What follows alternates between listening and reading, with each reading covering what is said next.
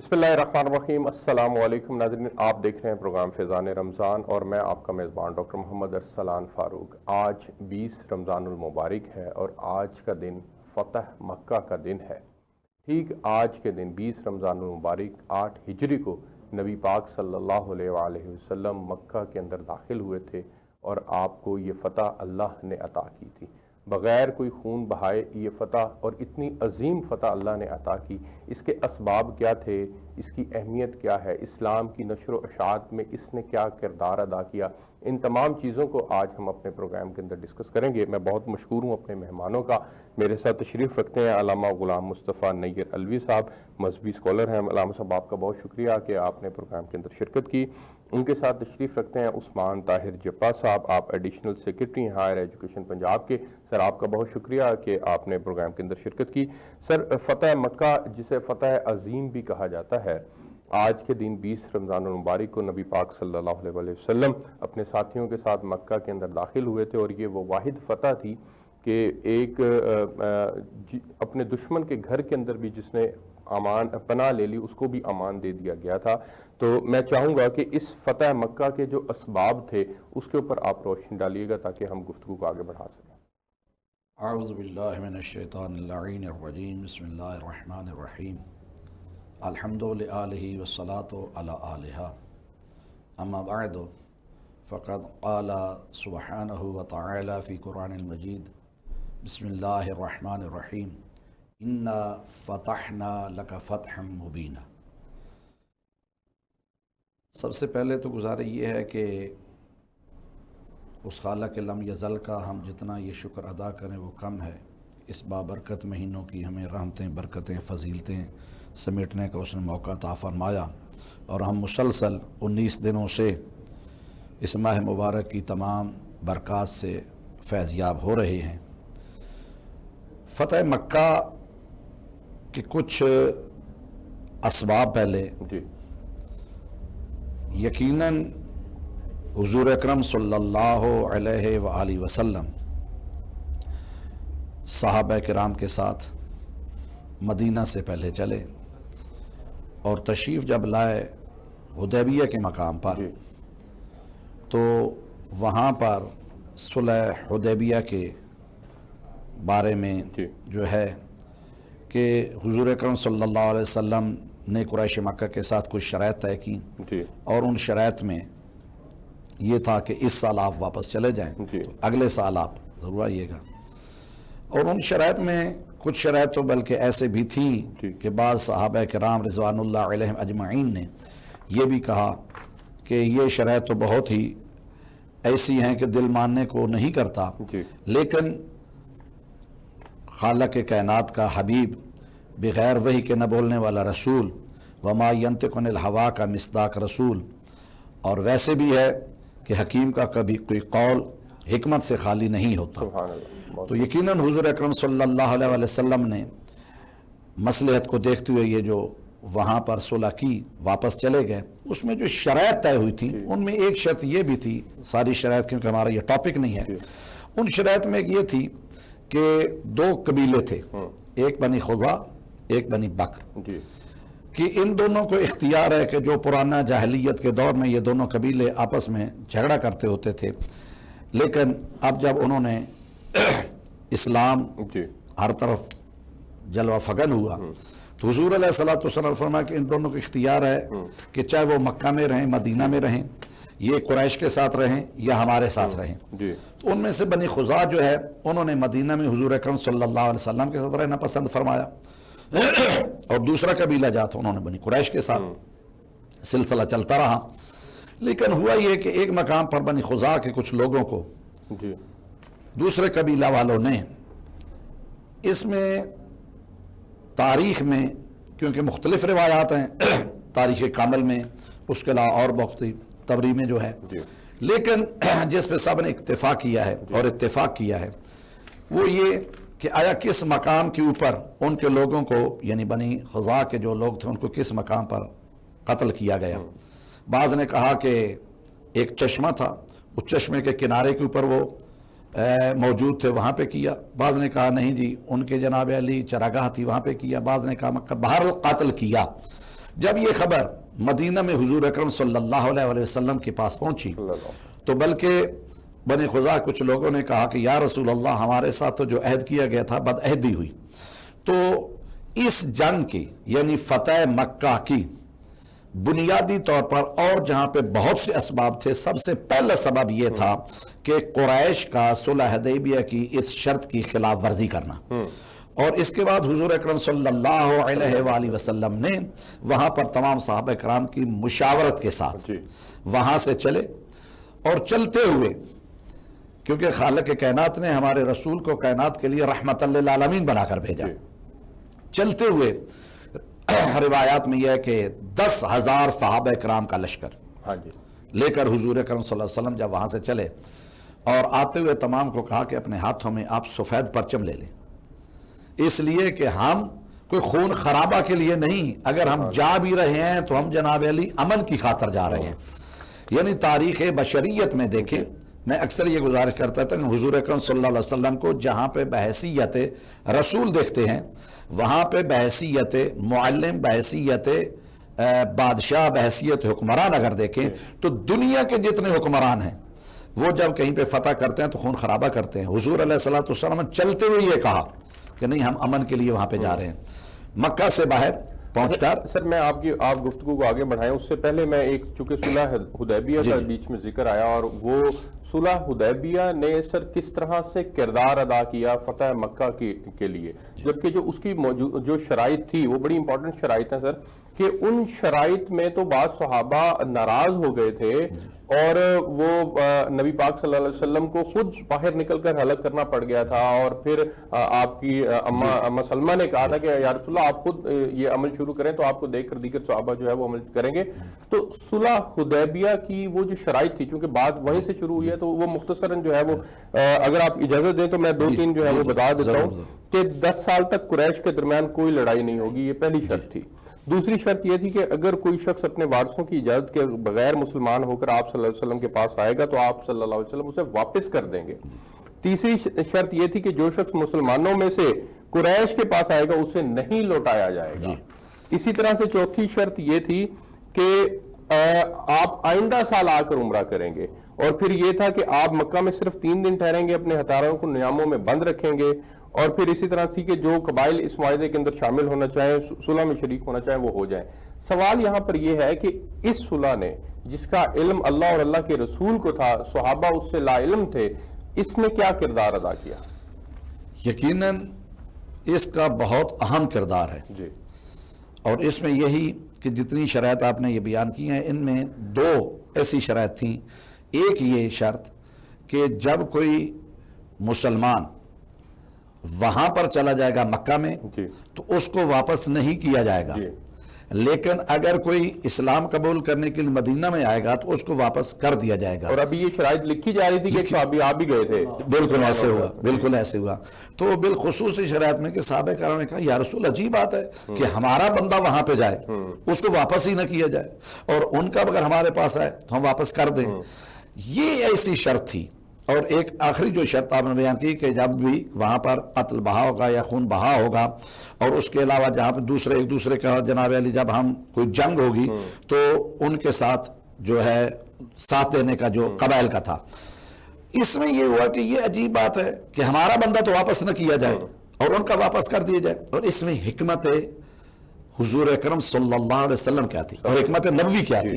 حکمت یہ تھی کہ بعد میں جو مفسرین اس کے بارے میں اور حضور علیہ السلام کے اقوال میں بھی ہے کہ جب وہاں سے کوئی آئے گا تو اسلام قبول کر کے واپس چلا جائے گا، ہمارا جائے گا تو مکہ سے واپس نہیں آئے گا، اس لیے کہ ہمیں تو مکہ میں داخل ہونے کی 10 سال تک اجازت ہی نہیں، ہمارا بندہ وہاں پہ جا نہیں سکتا، ہم عمرہ کے لیے نہیں جا سکتے، کسی کام کے لیے نہیں جا سکتے. جب ہمارا وہاں پر جائے گا تو اگرچہ وہ چاہے گا واپس، لیکن وہاں پر رہے گا تو وہ مبلغ بن کر وہاں پہ رہے گا. دین، اسلام، توحید، وحدانیت، قرآن کی جو تبلیغ وہاں پر رہ کر کہے گا. اور یہ ایک بنیادی شرط ایسی ہے کہ جو وہاں پر صحابہ کرام چلے گئے اور ان کو جب واپس نہیں آنے دیا تو اس دوران فتح مکہ سے پہلے انہوں نے وہاں کی لوگوں کو مل کر آہستہ آہستہ ایسی زمین ہموار کر دی کہ لوگوں کے دلوں میں توحید وحدانیت کے بارے میں، قرآن کے بارے میں، حضور اکرم صلی اللہ علیہ وسلم کے بارے میں، اسلام کے بارے میں ایسا بتایا کہ کچھ لوگ، بلکہ کثرت میں ایسے لوگ کہ جو ذہنی طور پر اس بات پر آمادہ ہو گئے کہ واقعی اگر دین ہے تو دین اسلام ہے. اور ایسی زمین ہموار کرنے کے بعد جب حضور اکرم صلی اللہ علیہ وآلہ وسلم فتح مکہ کے لیے گئے تو ایسے ہی جیسے مکہ میں داخل ہوئے تو وہ جن لوگوں کو پہلے آمادہ کیا گیا تھا انہوں نے آگے بڑھ کر استقبال کیا. بالکل ٹھیک ہے، میں آگے بڑھنا چاہوں گا اور عثمان صاحب کے پاس جانا چاہوں گا. سر، جب دو قبیلوں نے آپس کے اندر ان کا بد عہدی کر دی تو حضرت ابو سفیان جو اس وقت تک مسلمان نہیں ہوئے تھے وہ مدینہ آئے تھے اور مدینہ آ کر انہوں نے صلح کی کوشش کی تھی، لیکن نبی پاک صلی اللہ علیہ وسلم سے بھی ملاقات ہوتی ہیں اور حضرت ابو بکر صدیق سے بھی ہوتی ہے، حضرت عمر فاروق سے بھی ہوتی ہے، لیکن کوئی مثبت پیغام ان کو نہیں ملتا. حالانکہ ان کی بیٹی نبی پاک صلی اللہ علیہ وسلم ہماری ماں ہے اور ان کے نبی پاک صلی اللہ علیہ وسلم کے گھر میں ہی یعنی کہ آپ نے ایک قسم کا قیام کیا تھا. تو سر وہ جو حضرت ابو سفیان کا دورہ مدینہ تھا اور پھر اس کے بعد نبی پاک صلی اللہ علیہ وسلم کی تیاری تھی اور پھر اس ساری تیاری کو خفیہ رکھنا تھا فتح مکہ کے کانٹیکسٹ کے اندر، میں چاہوں گا اس کے اوپر ذرا روشنی ڈالیے گا. بسم اللہ الرحمن الرحیم. مولا صلی وسلم دائما ابدا علی حبیبک خیر الخلق کلہم. حضرت جیسے بیان فرما رہے تھے جی، بنو خزاعہ جو تھے ان کا عہد تھا رسول اللہ صلی اللہ علیہ وسلم کے ساتھ، اور بنو بکر جو تھے یہ حلیف قبیلہ تھا قریش کا. اب یہ وطیرہ کا مقام ہے جس کی طرف علامہ نے بھی اشارہ کیا، وطیرہ کا مقام ہے جی، وہاں کے اوپر یہ بیسیکلی مختلف جگہوں پہ مختلف روایتیں آئیں، وہاں پہ یہ لڑائی ہوتی ہے، ان کچھ لوگ مار دیتے ہیں، اور اس میں قریش جو تھے انہوں نے چہرے پہ نقاب کیے تھے اور نقاب کر کے انہوں نے بنی بکر کی جو ہے حمایت کی، کیونکہ پہلے صلح حدیبیہ کے اندر یہ لکھا جا چکا تھا کہ ایک جو حلیف قبیلہ اس پہ حملہ کرنا، 10 سال کے لیے تو معاہدہ ہو چکا تھا، ہمارے درمیان کوئی جنگ نہیں ہوگی، تو اس کی یہ بد عہدی تھی، اس لیے یہ چہرے کے اوپر نقاب کر کے قریش جو ہے. اب اس کے بدلے میں وہاں سے ایک شاعر آتا ہے ابن خزاعہ، وہ آیا ہے رسول اللہ صلی اللہ علیہ وسلم کی بارگاہ میں، اس نے آ کے شعر پڑھے ہیں اور رسول اللہ صلی اللہ علیہ وسلم سے مدد مانگی ہے کہ یا رسول اللہ ہم آپ کا حلیف قبیلہ تھے، قریش نے ہمیں مارا ہے، ہماری مدد فرمائی گئی. یہ حضرت ابو سفیان سے پہلے پہنچ جاتا پہلے کی بات ہے. جب یہ آئے ہیں تو اب حضرت ابو سفیان کو پتا چلا ہے اب تک اسلام نہیں لائے کہ اب اسلام کا عروج وہاں تک پہنچ چکا ہے کہ اب ہم ان کے سامنے بالکل نہیں ٹک سکیں. ساری زندگی احد میں آئے، اس کے بعد خندق میں آئے، ساری زندگی جنگوں کو لیڈ کرتے رہے، پہلے والا بھی جو تھا بدر میں بھی اس میں بھی بچ کے قافلے کو نکال کے لے کے چلے گئے، تو سیانے تو تھے، معاملہ فہم تو تھے، پتہ تو ان کو چل گیا کہ اب ہم بچ نہیں سکیں گے، اسلام کا بوٹا اب مدینہ طیبہ میں اتنا لگ چکا ہے کہ قریش اب اس کے سامنے نہیں ٹھہر سکتے. تو وہ مصلحتاً تشریف لائے مدینہ منورہ میں. اب حضرت ام حبیبہ آپ کی اور میری ماں جو ہیں، اب وہ مشہور واقعہ ہے کہ ان کے بستر کے اوپر جب وہ بیٹھنے لگے تو انہوں نے بستر لپیٹ لیا. فرمایا میری بیٹی ہیں یہ کیا کر رہی ہیں؟ فرمایا آپ مشرک ہیں، آپ نجس ہیں، آپ رسول اللہ کے بستر کے اوپر نہیں بیٹھتے. احادیث کی کتب میں بالکل مشہور روایات ہے. اب وہاں پہ انہوں نے رسول اللہ صلی اللہ علیہ وسلم سے معاملہ کرنے کی کوشش کی، اللہ کے پاک پیغمبر علیہ السلام نے کوئی جواب نہیں دیا، وحی کے بغیر تو بولتے نہیں تھے جیسے فرمایا، کوئی جواب نہیں. پھر جو قریش کے دوسرے سردار وہاں سے کوئی آئے ہوئے تھے یا جو انصار کے اندر سردار تھے بنو خزرج سے، بنو اوس سے، ان کو ساتھ لے کے انہوں نے معاملہ فہمی کی کوئی کوشش کی. اللہ کے پاک پیغمبر علیہ السلام نے کوئی، پھر انہوں نے باہر نکل کے یک طرفہ اعلان کیا کہ ہمارا جو معاہدہ ہے صلح حدیبیہ والا وہ قائم ہے، ہمارے درمیان جنگ نہیں ہوگی. واپس چلے گئے. واپس چلے جانے کے بعد اللہ کے پاک پیغمبر علیہ السلام نے یہ جنگ کا ارادہ فرمایا اللہ کے حکم سے، اور پھر دعا فرمائی کہ یا اللہ آنکھوں کو اور خبروں کو بالکل ان لوگوں تک پہنچنے نہ دینا. اللہ. اس کے بعد جو راستے جاتے تھے مکہ کی طرف اور باہر شام کی طرف، وہاں پہ اللہ کے پاک پیغمبر علیہ السلام نے پہرے لگوائے، اپنے لوگ وہاں پہ بٹھائے کہ یہاں سے کوئی بندہ ادھر لے کے چلا نہ جائے. جس میں وہ مشہور بخاری شریف کے اندر روایت آتی ہے جس میں حاتب بن ابی بلتا نے ایک وہاں سے جو عورت آئی ہوئی تھی اس کو ایک خط دے کے بھجوا دیا، اور وہ خط راستے میں جو ہے وہ اللہ کے پاک پیغمبر علیہ السلام کو اللہ نے بتا دیا کہ ایک عورت ہے فلانی منزل پہ جا رہی ہے. اللہ کے پاک پیغمبر نے مولا کائنات کو بھیجا، ساتھ 2 صحابی اور تھے، سعید بن زید تھے، 2 اور مقداد تھے میرے خیال میں، حضرت کوئی ایک اور صحابی تھے مجھے نام ان کا، 3 صحابہ کو بھیجا، فرمایا جائیں وہاں پہ عورت جا رہی ہے، اس کے پاس خط ہے. مولا کائنات تشریف لے گئے، وہ عورت وہاں پہ موجود تھی. اچھا وہ ایک گائکا تھی پرانے زمانے کی، اب آئی ہوئی تھی یہاں سے امداد لے کے واپس جا رہی تھی. انہوں نے حضرت حاتب بن ابی بلتہ نے وہ خط اس کو دے دیا کہ یار ان کو جا کے بتا دینا کہ اللہ کے پاک، مجھے لگتا ہے کہ اللہ کے پاک پیغمبر علیہ السلام جو ہے وہ آپ کے اوپر حملہ کرنا چاہ رہے ہیں. بخاری شریف کے اندر وہ پوری روایت موجود ہے. اب وہ خط جب اور یہ اس کو ان کی سب سے بڑی غلطی کنسیڈر کیا. اب مولا کائنات جب تشریف لے گئے، آپ نے اس کی تلاشی لی، ظاہراً کہیں وہ خط موجود نہیں تھا، علامہ تشریف فرمائے. تو مولا کائنات نے فرمایا مجھے اس نے بتایا ہے جس کو اللہ بتاتا ہے، تو مجھے وہ خط دے دے. غیب کی خبریں دینے والے نبی نے مجھے بتایا کیونکہ اس کو اللہ غلط نہیں بتا سکتا.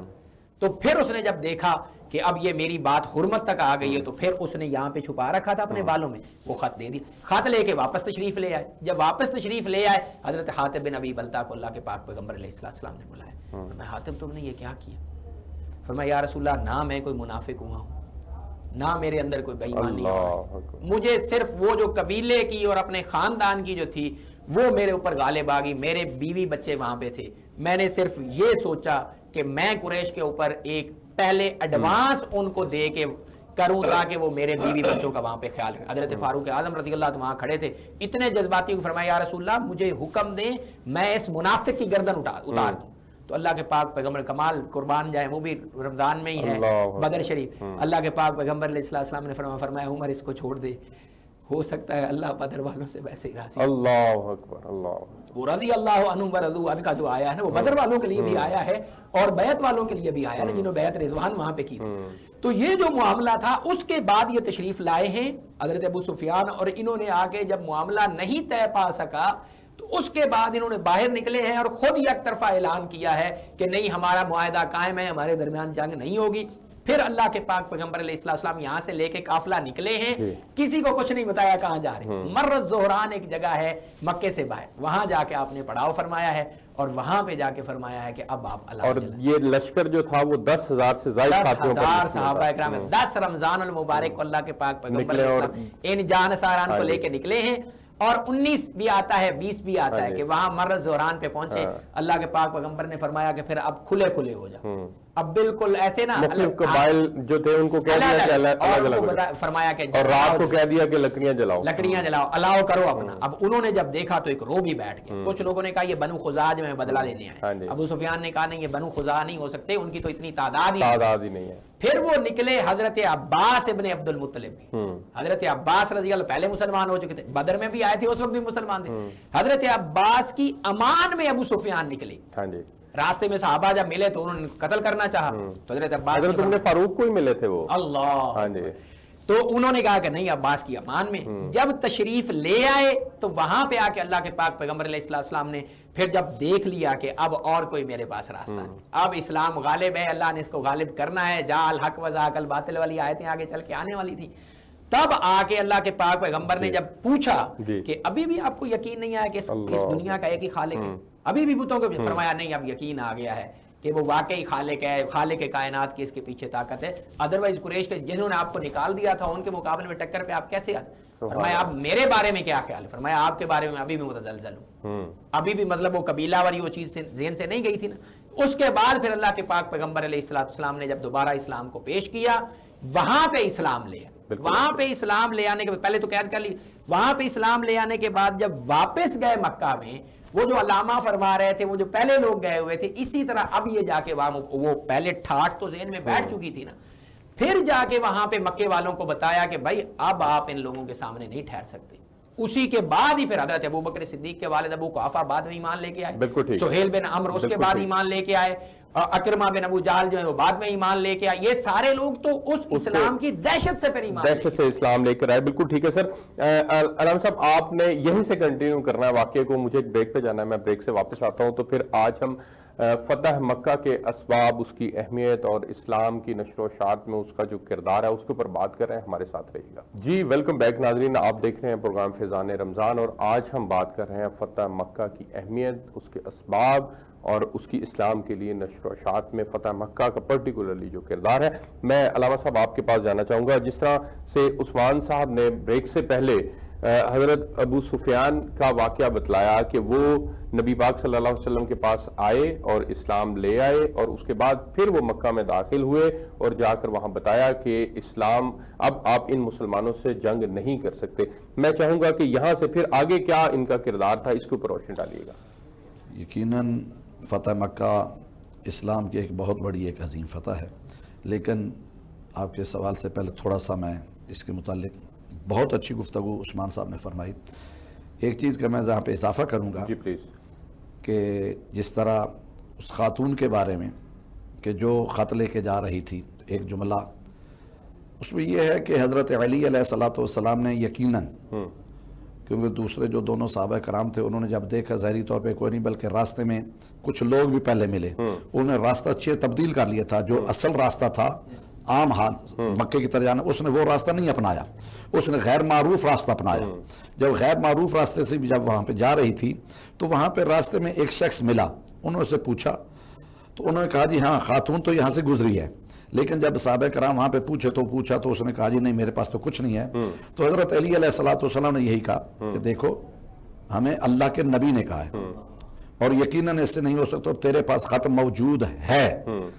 البتہ اس میں یہ ضرور ہے کہ انہوں نے کہا کہ مجھے اس نبی نے خبر دی ہے جو مخبر توحید ہے، جب اس نے مجھے خبر دی ہے تو یہ بات غلط نہیں ہو سکتی، تجھے دینا پڑے گا، نہیں تو یہ تو مت سوچ کہ تیرے پاس خط نہیں، ہمیں یقین ہے۔ جب اس نے وہ سارا دیکھا اس نے اپنے بالوں سے خط نکال کر وہ دے دیا۔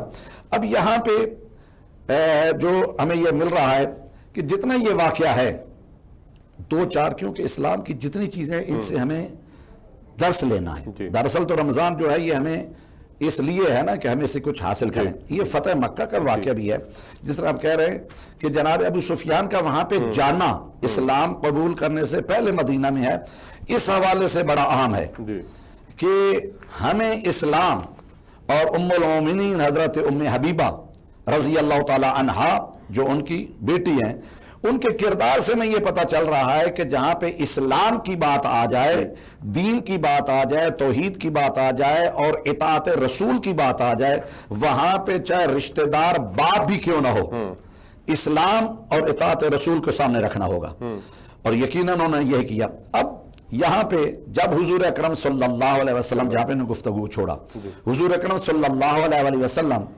مدینہ سے چل کر مکہ سے بیت تشریف لائے تو 10,000 سے زیادہ صحابہ کا لکھا گیا، اور ان کو جب پھیلا کے دے گا تو 19 جو ہم تک روایت پہنچتی ہیں، جیسے فرمایا 19-20 روایت میں اختلاف ہے کہ 19 رمضان کو یہ مکہ سے باہر پہنچا، پہاڑی علاقہ تھا، تو وہاں سے حضور اکرم صلی اللہ علیہ وسلم جب فرمایا کہ آپ الگ الگ بیٹھیں اور چراغ جلاؤ یا لکڑیاں جلاؤ وہاں پہ، تاکہ انہوں نے جب وہاں سے نکلے تو یہ یقیناً یہ دونوں سردار تھے، ایک مسلمان سردار، ایک اس وقت کافر سردار۔ مسلمان سردار جناب حضرت عباس بن عبد المطلب اور دوسرے ابو سفیان، ان دونوں نے اس وقت جہاں پہ نکلے تو عجیب ایک جملہ کہا جناب عباس بن عبد المطلب سے۔ ابو سفیان کہتے ہیں کہ دیکھو یہ تیرا بھتیجا تو بہت بڑا بادشاہ بن گیا، اس نے اتنی بڑی بادشاہت حاصل کر، کیونکہ ان کے نظر میں یہ تھا کہ اتنا بڑا یہ سلطنت ہوگی۔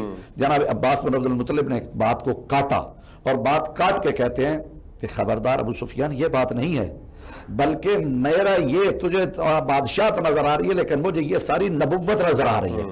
میں آج تک اگر احترام کرتا ہوں تو محمد بن عبداللہ صلی اللہ علیہ وسلم کا بحیثیت بھتیجا نہیں کرتا یا بحیثیت بادشاہ حکمران نہیں کرتا، میں اس کو اپنا نبی مانتا ہوں۔ اگر مجھے نبی اس وقت یہ کہا تھا نا کہ میں نے بڑے بڑے بادشاہوں کو دیکھا ہے، کیسر و کسرا کے اور دیگر کے درباروں میں گیا ہوں، وہاں پہ اتنی عقیدت نظر نہیں آتی جتنی یہاں نبی کے دربار میں مجھے عقیدت نظر آتی ہے کہ آپ صلی اللہ علیہ وسلم وضو فرماتے ہیں، ان کا پانی جو ہے وہ نیچے تک، انہوں نے پانی نیچے، جب یہ انہوں نے دیکھا تو یہ جملہ فرمایا کہ صحابہ کرام اس پانی کو بھی ضائع نہیں ہونے دیتے بلکہ اس کو محفوظ کر لیتے، انہوں نے کہا کیسر و کسر میں بالکل یہ فرمایا۔ تو جب اس نے یہ سارا رعب و دبدبہ نبوت اور رسالت کا دیکھا اور صحابہ کرام کی رسول کے بارے میں یہ اطاعت و فرما گزاری دیکھی تو انہوں نے کہا عام لوگوں کے بادشاہ اور جو ان کی فوجیں ہوتی ہیں وہ تو اپنے مفادات کی تحت ہوتی ہیں، لیکن یہ تو مر مٹنے کے لیے ہے۔ تو بہرحال وہاں پہ جب آئے تو وہاں پہ حضور اکرم صلی اللہ علیہ وسلم نے یہی کیا کہ ان کو سفید پرچم دے دیے۔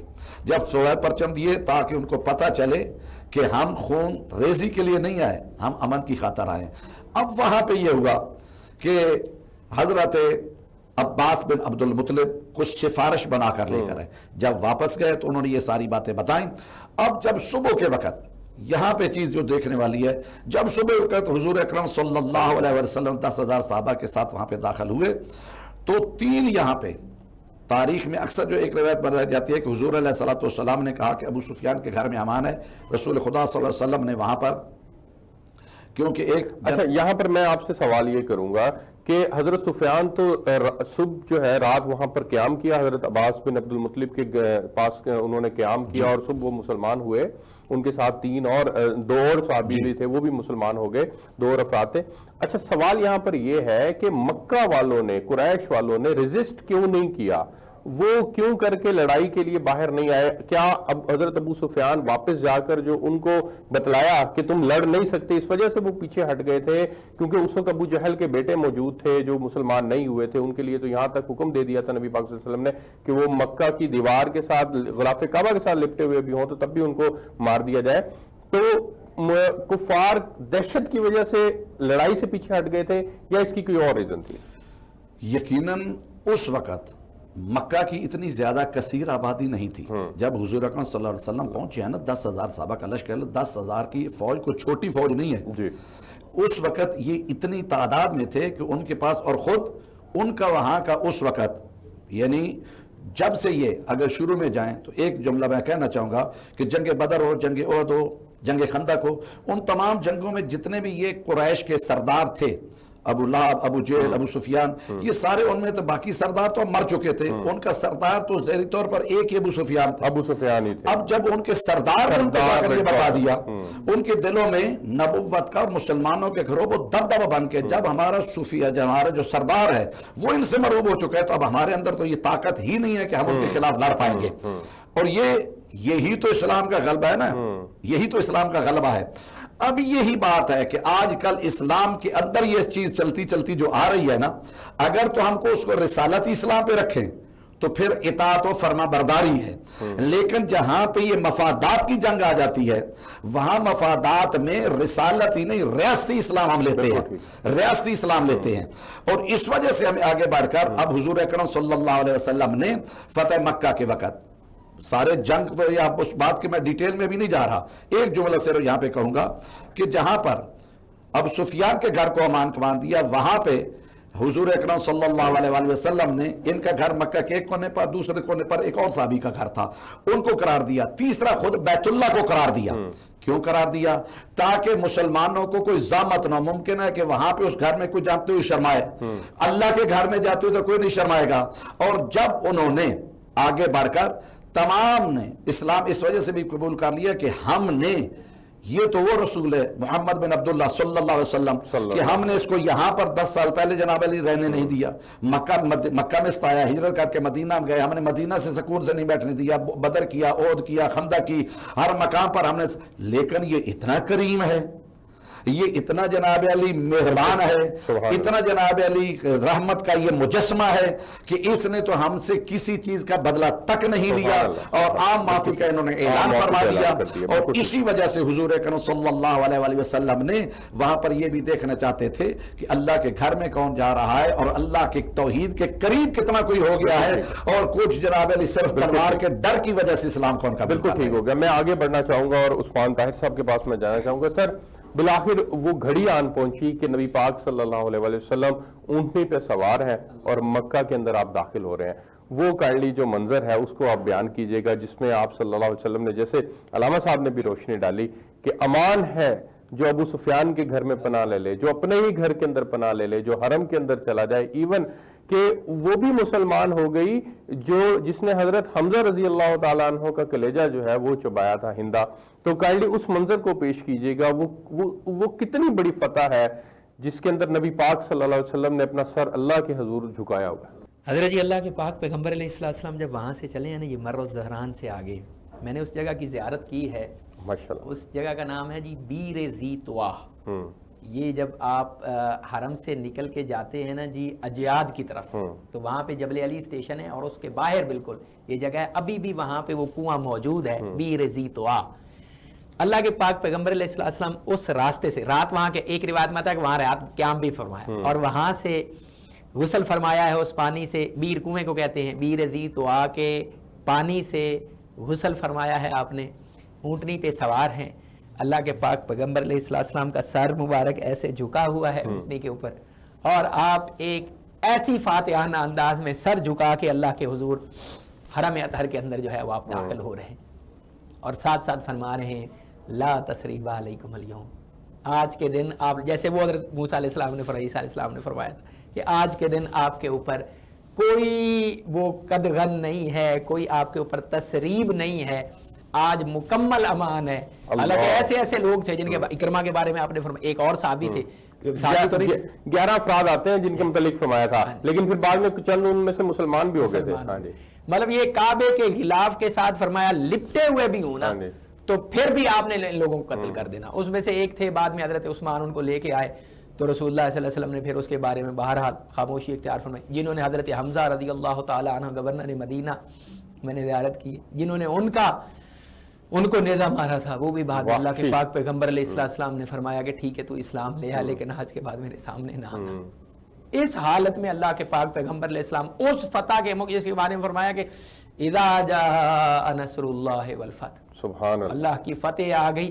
صحابہ کرام حضرت عباس کے بارے میں آتا ہے کہ جب انہوں نے سنا نا یہ جب قرآن کی سورہ نازل ہوئی تو آپ رونے لگے، اور صحابہ کرام کے بارے میں بھی آتا ہے کہ وہ رونے لگے کہ یار اللہ کے پاک پیغمبر علیہ السلام کا کام تو جب پورا ہو گیا جہاں تک پہنچنا تھا، اور یہ مکہ کی فتح وہ والی فتح نہیں ہے کہ جیسے دلی کی فتح پورے ہندوستان کی فتح تھی نا، مکہ کی فتح تو کل عالم اسلام کی فتح تھی، کل دنیا جو اس وقت موجود تھی اس کا مرکز اور محور تھا یہ، جہاں سے نکال دیا گیا تھا مسلمانوں کو، جہاں سے اللہ کے پاک پیغمبر علیہ السلام 10 سال تبلیغ فرماتے رہے، اور چند 100 کہیں پہ آتا ہے کہیں پہ 200 مسلمان آتا ہے کہ 200 کے قریب لوگ مسلمان ہوئے، اور اللہ کے پاک پیغمبر علیہ السلام حج کے دنوں میں پھرا کرتے تھے کہ یار یہاں پہ اس سرزمین کے اوپر تو بوٹا نہیں لگ رہا، باہر سے اگر کوئی بندہ مجھے مل جائے، اور وہاں پہ وہ 10 نیک روحیں جو شروع میں لوگوں کو آ کے ملے، اللہ کے پاک پیغمبر علیہ السلام حج کے موقع پہ ان کے ملے، عقبہ میں بیعت عقبہ ہوئی، وہ لوگ پھر واپس گئے، ان میں پھر نقیب بنائے گئے، حضرت عبادہ بن صامت اس میں تھے جن کے بعد حضرت اوس بن صامت رضی اللہ عنہ، اتنے بڑے صحابی نقیب بنا کے بھیجے گئے حضرت اوس بن صامت کے بارے میں بعد میں پھر سورہ مجادلہ قد سمع اللہ، ان کی زوجہ کا معاملہ تھا حضرت خولہ بنت ثعلبہ کا جن کے لیے قرآن، تو اتنی عظیم فتح کے موقع کے اوپر اللہ کے پاک پیغمبر علیہ السلام مکمل اعلان فرما رہے ہیں سوائے ان چند اشخاص کے کہ آپ کو مکمل آزادی ہے، مکمل آپ کو امان ہے، ابو سفیان کے گھر چلے جائیں یا کعبۃ اللہ کے اندر چلے جائیں، اور ایسے آپ کا سر جھکا ہوا ہے اونٹنی کے اوپر، اس حالت میں اس اللہ کا شکر ادا کر رہے ہیں، اور رمضان المبارک ہے، شکر بجاتے ہوئے ایسے حرم کی سرزمین کے اندر اللہ کے پاک پیغمبر نے قدم رکھا۔ سبحان اللہ سبحان اللہ۔ سر مجھے ایک بریک پہ جانا ہے، میں بریک سے واپس آتا ہوں تو پھر میں آگے بڑھ کر آپ سے سوال کروں گا کہ فتح مکہ ہو گئی، اس نے اسلام کی فردر نشر و اشاعت کے اندر کیا کردار ادا کیا، اس کے اوپر آپ نے روشنی ڈالنی ہے۔ ناظرین ایک بریک لیتے ہیں، بریک سے واپس آئیں گے تو یہیں سے کنٹینیو کریں گے، ہمارے ساتھ رہیے گا جی۔ ویلکم بیک ناظرین، آپ پروگرام دیکھ رہے ہیں فیضان رمضان، اور آج ہم فتح مکہ کے اسباب، اس کے واقعات کے اوپر بات کر رہے ہیں، اسلام کی نشر و اشاعت میں اس فتح مکہ کا کیا کردار ہے۔ عالم صاحب آپ کے لیے سوال ہے کہ اب فردر جب فتح مکہ ہوگی، نبی پاک صلی اللہ علیہ وسلم مکہ کے اندر فاتح بن کر چلے گئے، اور پھر اس کے بعد اسلام کے پھلنے پھولنے میں فتح مکہ نے کیا کردار ادا کیا، اس کے اوپر روشنی ڈالیے گا۔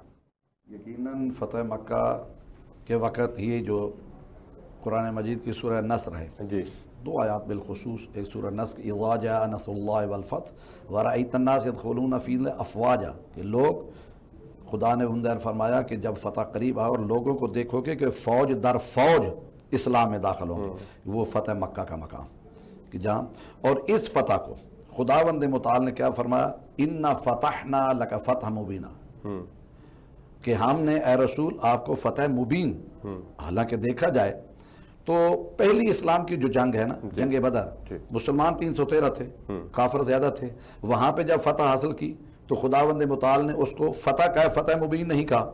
جنگ احد خندق ہے، اس کو اللہ نے فتح کہا، فتح مبین نہیں کہا۔ اور یہودیوں کے بارے میں جو خیبر فتح ہوا تو وہاں پہ بھی رسول خدا صلی اللہ علیہ وسلم یہ فرمایا کہ کل میں علم اس کو دوں گا جو قرار غیر فرارہ ہوگا اور اس کا اللہ اور رسول اس سے محبت رکھتا ہے وہ اس سے رکھو گے. فتح کہا اس کے ہاتھوں سے یہ فتح ہوگا. فتح کہا اسے بھی فتح مبین نہیں کہا. یعنی جہاں پہ مسلمان شہید ہوتے رہے کٹتے رہے اسلام نے ان کو فتح کہا ہے لیکن فتح مبین نہیں کہا. لیکن یہ جو مکہ کی فتح ہے اس کو خداوند متعالی نے ارشاد فرمایا یہ فتح صرف نہیں یہ فتح مبین ہے. تو اس حوالے سے ہمیں یہاں پہ ایک جملہ یہ دیکھنا چاہیے کہ اسلام ہمیں کیا ہے. اسلام ہمیں یہ بھی ترغیب دیتا ہے کہ لوگوں کے سر نہ کٹتے رہیں. صلح جہاں پر ہو جاتی ہے جہاں محبت کا پیغام پھیلا جاتا ہے جہاں پہ کم آپ کے نقصان کے ساتھ آپ اپنے مقاصد حاصل کر لیتے ہیں اسلام اس کو قدر کی نگاہ سے دیکھتا ہے. یہاں پہ ان کو فتح کو اللہ نے فتح مبین کہا اور یہی اسلام کی تبلیغ ہے کہ رسول خدا صلی اللہ علیہ وسلم فرمایا قرآن مجید فرمایا کہ جو بھی لا الہ الا اللہ پڑھ لے اس کی مال اس کا جان اس کی عزت وہ محفوظ ہے. اور فتح مکہ کے وقت یہی ہوا کہ جتنے ایسے لوگ جیسے کہ ابھی ذکر ہو رہا تھا 11 بندے جو تھے کہ جو اگر کعبہ پکڑ لیں لیکن کیونکہ اعلان فرمایا ظاہری طور پر جتنے نے وہاں پر اسلام کو قبول کر لیا ان کی مال جان حضور اکرم صلی اللہ علیہ وسلم کی نظر میں محفوظ ہے. اور اسی وجہ سے جناب ہم کچھ کہہ نہیں سکتے کہ وہاں پہ جناب کیا ہوا اور کہیں نہیں کیا نہیں ہوا. اب اس کے بعد سب سے پہلا کام جو ہے اثرات تو ہیں لیکن سب سے پہلا کام کیا ہوا کہ وہ بیت اللہ کہ جو بتوں سے بھرا ہوا تھا. سبحان اللہ. حضور اکرم صلی اللہ علیہ وآلہ وسلم نے سب سے پہلے خانہ خدا کو جو ناجائز قابض تھے ان کے قبضہ سے صاف کروایا. الحمدللہ. حضرت علی کو اپنے کندھے کے اوپر کھڑا کر کے اور وہاں پہ حضرت علی علیہ السلام کو اپنے کندھوں پہ یعنی وہ کندھے کہ مہر نبوت پہ سوار ہے حضرت علی علیہ السلام. اور بلکہ رسول خدا صلی اللہ علیہ وسلم نے پوچھا تمام بتوں کو ایک ایک اور یقیناً جو بت شکن ہے وہی بت توڑ رہا تھا. توجہ ہے نا. اور وہاں پر انہوں نے کیا فرمایا کہ آپ کتنا بلند اپنا آپ کو محسوس کر رہے ہیں. سبحان اللہ. حضرت علی علیہ السلام عرض کرتے ہیں یا رسول اللہ اگر میں چاہوں تو آسمان سے ستارے اتار سکتا ہوں. واہ واہ. یعنی ظاہری طور پر قد و قامت کو نہیں یہ ہے نبوت کی بلندی یہ ہے رسالت کی بلندی. اور جب حضور اکرم صلی اللہ علیہ وسلم کے کندھوں پہ سوار ہو کر حضرت علی علیہ السلام نے بیت اللہ کو اللہ کے گھر کو ان سے صاف کر دیا اس کے بعد سجدہ شکر ادا کیا گیا. اور سجدہ شکر کے بعد اب پوری دنیا میں اسلام جو لوگ پہلے یہ سمجھتے تھے یہ جو چند دنوں کی بات ہے نعوذ باللہ نقل کفر نباشت محمد مصطفیٰ صلی اللہ علیہ وسلم جو اسلام کی تاریخ تھوڑی لیکن جب مکہ فتح ہو گیا تو مکہ فتح ہونے کے بعد دائیں بائیں اب حضور اکرم صلی اللہ علیہ وآلہ وسلم نے جتنے باقی دنیا کے فرما روا تھے ان فرما رواؤں کو وہاں پر خط لکھے اسلام کی تبلیغ کے لیے. اور اس کے بعد دن بدن اسلام پروان چڑھتا گیا اور پھر اس کے بعد آیت نازل قل جاء الحق وزهق الباطل ان الباطل کان زہوقا. سبحان اللہ. بالکل ٹھیک ہو گیا. میں سر آپ کے پاس جانا چاہوں گا. سر پیغام فتح مکہ کیا ہے کائنڈلی اس کے اوپر ذرا روشنی ڈالیے گا کہ وہاں بے شمار واقعات ہیں اور ہر واقعے سے ایک پیغام ہمیں ملتا ہے. تو آپ مجموعی طور پر کیا سمجھتے ہیں کہ فتح مکہ جب ہو گیا کچھ صحابہ تو آپ دیدہ تھے اس وجہ سے کہ اب نبی پاک صلی اللہ علیہ وسلم سے متعلق شاید وہ پہلے سے ہی ازیوم کر رہے تھے چیزیں. تو اوورال پیغام کیا ہے سر اس کے اوپر روشنی. آپ یہ دیکھیں رومن امپائر کے اندر ایک ان کا بادشاہ تھا وہ عیسائی ہوا تو وہ پھر عیسائیت پوری رومن امپائر میں پھیل گئی اور انہوں نے پھر یہود کو وہاں سے نکال دیا جو اس وقت شام میں رہتے تھے اور پھر یہ نیچے آ گئے. اسی طرح سے اللہ کے پاک پیغمبر علیہ السلام جب مدینہ طیبہ میں آنے سے پہلے جن نقیبوں کو بھیج چکے تھے ان میں جناب حضرت مصعب بن عمیر رضی اللہ عنہ تھے. انہوں نے ایک دن قبیلہ بنی عبد الاشہل کے جو سردار تھے جن کو قبیلہ بنی اوس کا سردار کہتے ہیں ایک سعد ابن عبادہ ہیں ایک دوسرے سعد ابن معاذ رضی اللہ عنہ. سعد ابن معاذ کو وہ بات ہی نہیں سنتے تھے اسلام کے جب تبلیغ ہوتی تھی بات ہی نہیں سنتے تھے کسی. ایک دن حضرت مصعب بن عمیر نے کہا کہ یار تو ڈیرے دار آدمی ہے تو اگر تجھے نہ پسند آئے تو بات چھوڑ دیں لیکن یہ تو کوئی بات نہیں کہ تو سننا ہی نہیں چاہیے ایک دفعہ اس کی بات سن تو لے کہ وہ کہتا ہے. حضرت مصعب بن عمیر نے اور ساتھ دوسرے ساتھی انہوں نے جب اسلام پیش کیا وہ مسلمان ہو گئے. اب جب مسلمان ہو گئے اپنے قبیلے میں واپس گئے مسجد نبوی شریف سے جو جنت البقیع ہے اس کے بالکل اس طرف قبیلہ بنی عبد الاشہل رہتا اپنے قبیلے میں گئے. فرمایا آج کے بعد میں تب تک کسی سے کلام نہیں کروں گا جب تک سارا قبیلہ مسلمان نہیں ہو. تو وہ جو آپ کا پچھلا سوال تھا کہ پھر اس کے بعد شام تک سارا قبیلہ مسلمان بھی ہو گئے. ایک صحابی بچ گئے تھے جو بعد میں جا کے احد کے اندر پھر مسلمان ہوئے. تو کہنے کا مقصد ہے کہ جب اوپر سے وہ ٹرکل ڈاؤن ایفیکٹ نیچے آتا ہے نا تو اس کا الٹیمیٹ، کیونکہ قبائلی نظام تھا، اوپر سے جب قبیلے کے سردار نے کر لیا اسلام کو قبول تو پھر وہ الٹیمیٹلی نیچے ڈسامن. یمن میں بھی اسی طرح سے ہوا تھا، ایک یہودی ہوا تھا تو باقی ساروں نے عیسائیوں کو وہاں سے مار کے بھگا دیا تھا. جو آپ پیغام کی بات کر رہے ہیں، فتح مکہ کا پیغام کی بلا یہی ہے کہ آپ کو جب فتح ہوتی ہے، وہ کہتے ہیں پہلوان وہ ہے کہ جب اس کے پاس طاقت موجود ہو اور وہ دوسرے کو گرا لے تو گرانے کے بعد پھر اس کے اوپر دوبارہ حملہ ہو. تو جب اللہ کے رسول اللہ صلی اللہ علیہ وسلم کو فتح حاصل ہو گئی اس کے بعد ان لوگوں کے لیے ہم معافی کا اعلان. ماشاءاللہ. تو جو معافی کا اعلان ہے کہ آپ کے پاس ہمت ہے، طاقت کے باوجود، آپ کے وسائل ہیں، اختیار ہونے کے باوجود آپ نے معاف کرنا ہے. معاف کرنا یہ ایک بہت بڑا پیغام ہے جو ہمیں شاید فتح مکہ سے ملتا ہے. اور اس میں فردر آپ کیا دیکھتے ہیں سر کہ اللہ کے نبی نے جب وہاں پر فتح مکہ ہو گئی مکمل، اس کے بعد پھر ظاہر ہے اس کے بعد تو پھر جو صحابہ کا ری ایکشن تھا، میں چاہوں گا اس کے اوپر تھوڑی سی روشنی ڈالیں کہ وہ کیوں آپ دیدہ ہو جاتے تھے، وہ نبی پاک صلی اللہ علیہ وسلم کے کام کو پھر مکمل ہوتا ہوا کیوں دیکھ رہے تھے؟ مکمل ہوتا ہوا جیسے سورہ نصر کی بات ہے نا کہ اذا جاء نصر، اللہ کی مدد آ پہنچی اور فتح ہو گئی. اب پورے عرب کے اندر اس وقت اور کسی جگہ کے اوپر بت پرستی یا وہ جو پچھلی چیزیں تھی نا، جب اللہ کے رسول صلی اللہ علیہ وسلم مدینہ میں تشریف فرما تھے اور آپ نے ایک قافلہ بھجوایا تھا جس میں حضرت ابو بکر صدیق پہلے تھے، بعد میں مولا کائنات شیر خدا کو بھیجا گیا پیغام دے کے کہ اس حج پہ جا کے ساروں کو بتا دیں کہ 4 مہینے آپ کے پاس مشرکوں کے پاس، 4 مہینوں کے بعد کوئی مشرک یہاں نہ رہے، یہاں سے نکل جائے، سارے چلے جائیں، مشرک اس کے بعد مکے نہیں آ سکتا. تو اب وہ فتح جہاں سے مسلمان نکال دیے گئے وہیں پہ مسلمان فاتحانہ انداز میں جب آ گئے تو اب جزیرہ نما عرب میں ہر جگہ اسلام کا نور پہنچ گیا. اب مسلمان یہ سوچ رہے تھے کہ جس کام کے لیے اللہ تعالیٰ نے مبعوث فرمایا تھا نبی آخر الزمان کو، اب وہ کیونکہ مکمل ہو گیا ہے، اور قرآن کے اندر بھی یہ وعدہ ہے کہ فوج در فوج، جیسے علامہ صاحب نے فرمایا کہ مسلمان ہو رہے ہیں لوگ. پھر اس کے بعد مسلمانوں نے یہ سوچنا شروع کیا کہ جس کام کے لیے، جس پروجیکٹ کے لیے اللہ کے پاک پیغمبر علیہ السلام کو بھیج دیا گیا تھا اب وہ مکمل ہو گیا ہے. اب ہو سکتا ہے کہ رسول اللہ صلی اللہ علیہ وسلم کا ہمارے سے جدائی کا زمانہ آ گیا ہو. تو یہ بات سوچ کے وہ صحابہ کرام جو ہے وہ اچھا سر، مکہ کو کیپٹل کیوں نہیں اس وقت پھر بنایا گیا تھا اور مدینہ ہی واپس کیوں چلے گئے؟ اللہ اکبر. سر مکہ کی فتح کے عین 1 مہینے کے بعد ایک غزوہ ہوا ہے، میں نے وہاں کی زیارت، غزوہ حنین، جہاں پہ جب آپ عمرے کے لیے جاتے ہیں تو مسجد جیرانہ جو ہے وہاں پہ صحابہ کرام کے مزارات موجود ہیں جو غزوہ. اب جب فتح مکہ ہو گئی، مسلمان سارے مل گئے، وہاں بنو ثقیف ایک قبیلہ رہتا تھا جہاں سے بعد میں ثقفی بھی ہوئے. بنو ثقیف والے جو تھے اب انہوں نے یہ وہ ایک قبیلہ رہ گیا تھا طائف والی سے، ایک طائف میں کچھ لوگ رہتے تھے اور یہ بنو ثقیف. انہوں نے یہ سوچا کہ اب اگلی باری ہماری ہے، تو انہوں نے تیاری شروع کر دی کہ یار اس سے پہلے کہ محمد بن عبداللہ صلی اللہ علیہ وسلم ہمارے اوپر حملہ آور ہوں، ہم حملہ آور ہو کے ان کا کلا کما کر دینا، اعوذ باللہ من ذالک. انہوں نے تیاری شروع کی. اللہ کے رسول اللہ صلی اللہ علیہ وسلم نے اپنے مخبر کو بھیجا، وہ گئے جا کے دیکھ آگے یا رسول اللہ. انہوں نے بڑی تیاری کی. ایک بڑا 100 سال کا پرانا بابا تھا ان کا، بڈھا جنگ کا جس کو بہت زیادہ، اس کو انہوں نے سالار لشکر بنایا ہوا تھا. تو اللہ کے پاک پیغمبر صحابہ کرام کی جماعت لے کے جب نکلے تو صحابہ جو نوجوان صحابہ تھے انہوں نے ایک بات کہہ دی. انہوں نے کہا کہ ہمارے تو اس وقت کوئی کچھ نہیں بگاڑ سکا جب ہم تعداد میں کم تھے، اب تو ہماری تعداد بہت زیادہ ہے.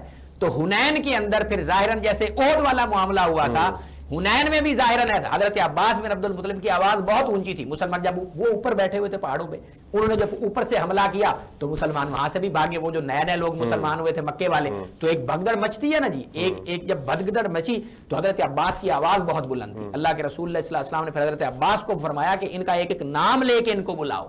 وہ پھر نام لے کے پیچھے پیچھے سے بلاتے تھے. پھر صحابہ کرام لوٹے، پھر انہوں نے ان کو وہاں پہ شکست دی بنو ثقیف کے پیچھے. بنو ثقیف کے بعد پھر طائف تک ان کا مقابلہ کیا.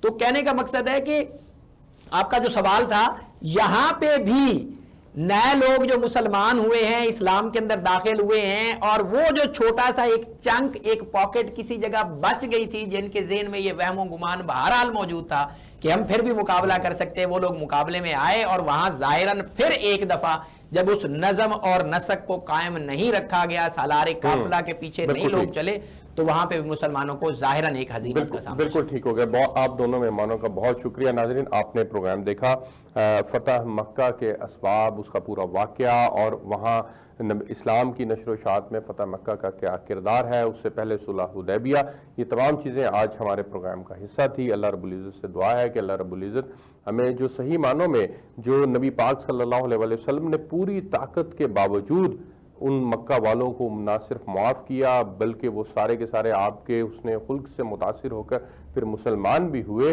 وہ اس طرح کی جو نبی پاک صلی اللہ علیہ وسلم کی سیرت پر عمل پیرا ہونے کی توفیق ہے وہ ہمیں بھی عطا فرمائے کہ ہم بھی لوگوں کو معاف کرنے والے بن جائیں۔ ہمیں یہاں سے اجازت دیجیے، آپ سے کل ایک نئے موضوع کے ساتھ ملاقات ہوگی، تب تک کے لیے اللہ نے